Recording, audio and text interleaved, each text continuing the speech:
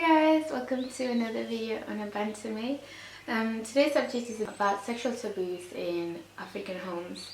First of all, I think that this is something that is very important to talk about because it doesn't get talked about a lot. I don't know, sex or sexuality or our bodies in our homes sometimes become like just the unspoken things, like between, say, your parents and the children in the house. It's often not really talked about, or it's addressed in such a in a shameful manner, which I really dislike, because I don't think a lot of people think about this, especially like the elder generation, like our parents.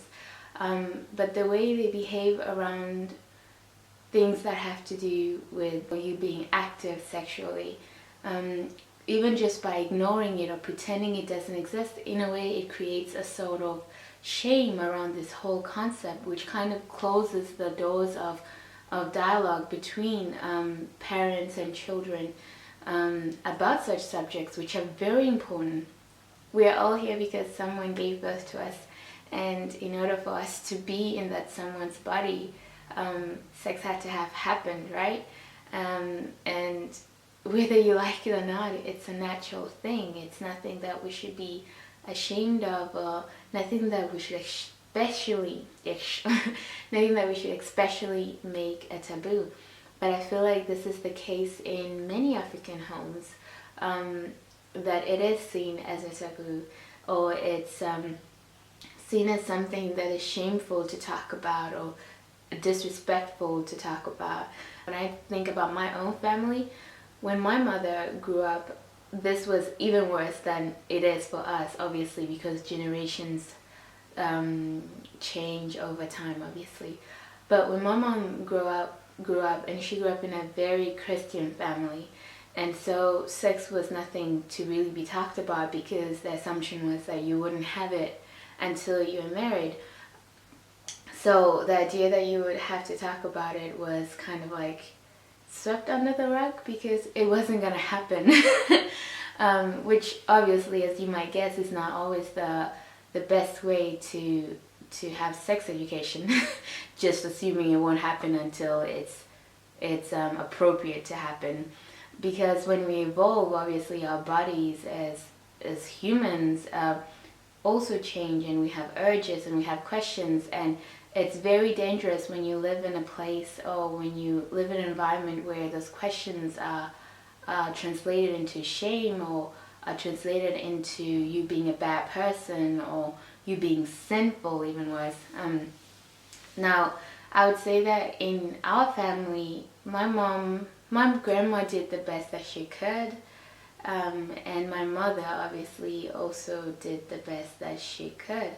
And what I love about my mom is that she has always been able to learn from what she didn't know. She's always been curious, and she's always shown me that what you don't know, you make an effort to learn.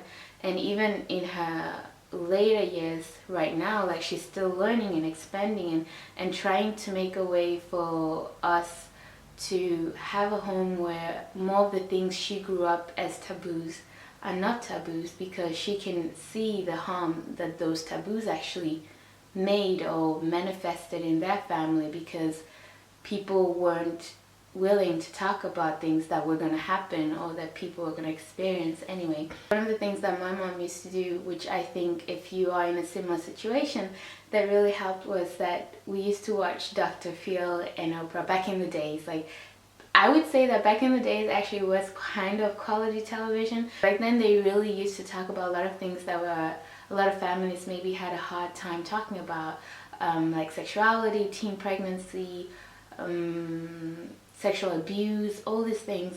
And I remember my mom telling me this years later, that she said because it was so awkward for her to talk about stuff like that, she actually liked it when we sat and watched these videos, because it gave her a platform to like talk to us about it, like just to ask questions. And like we would talk about stuff like what would happen if one of us got pregnant when we were younger, and what would happen if this happened, and like how would mom react, or like what we would tell her. Like she did it in that way that because it was hard for her to address, she tried to create a situation where we were just, reviewing a video we had just watched, right?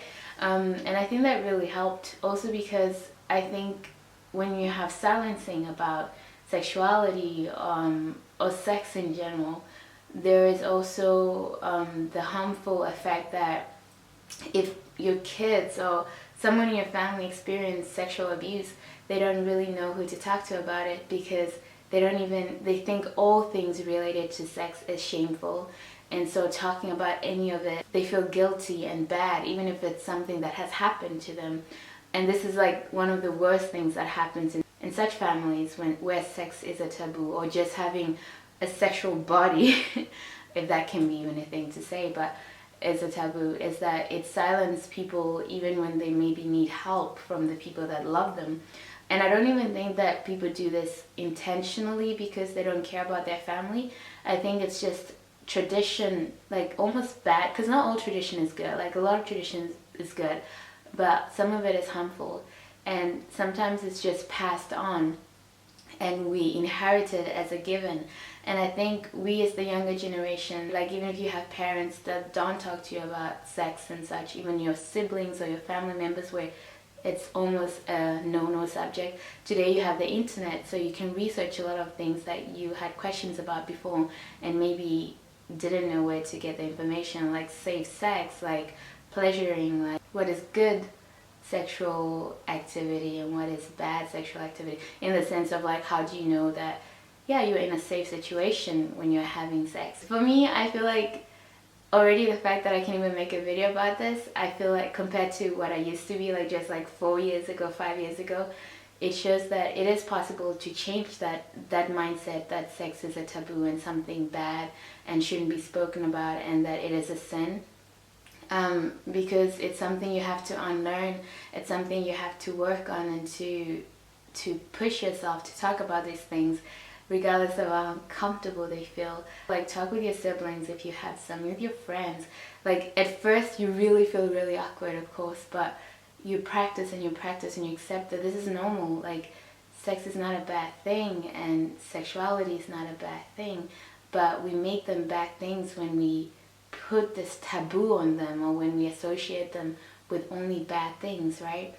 So, and I think we have to, make a way to change that dynamic. If we do that, it's an easier way for us to have healthier relationships, not only with our parents and our siblings and our extended family, but to also know the difference in the different ways that people engage in sex or sexuality, and to be able to spot when things are not right, or when things are right. Do you understand what I mean? What I mean. So it's only a good thing that people learn to talk about it. If you live in a house where sex and sexuality is something that is not spoken of, I hope that you have the courage to change that path and to invite your family to be more open about stuff like that. And a lot of people come from different traditions also, then you put on religion on top of that, and you have a lot of complex interactions.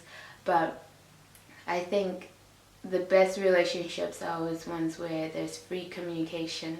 And I really love that my mom made an effort to change what she had inherited through tradition with us.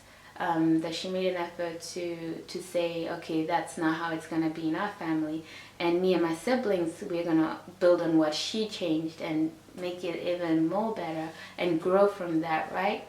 And I hope that more families are willing to do that, because it does create healthier relationships.